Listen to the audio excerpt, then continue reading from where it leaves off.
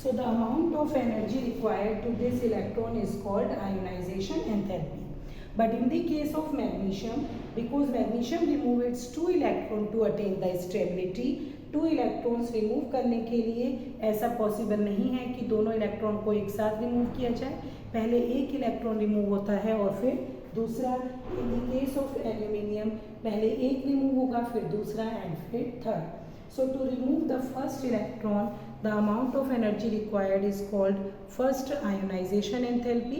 To remove the second, it is called second ionization enthalpy, and to remove the third one, it is called third ionization enthalpy. एक electron remove होने के बाद nuclear का force of attraction अपने दूसरे electron पर थोड़ा बढ़ जाता है, तो second ionization enthalpy will be greater than the first one, and second electron remove होने के बाद थर्ड इलेक्ट्रॉन पर न्यूक्लियर का फोर्स ऑफ अट्रैक्शन और ज़्यादा बढ़ जाता है। So it is called the third ionization enthalpy is greater than the second one.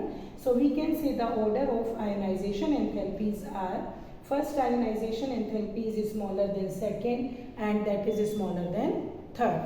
If we discuss about the variation, students, the variation of ionization enthalpy depends upon the atomic radii. As the size of the atom decreases, as the size of the atom decreases, ionization enthalpy increases. क्योंकि जितना छोटा atom होता है उसके last shell पर उतना ही ज़्यादा force of attraction होता है न्यूक्लियस का, ठीक है ना। तो as we go along the period the size of the atom decreases, that's why ionization enthalpy increases.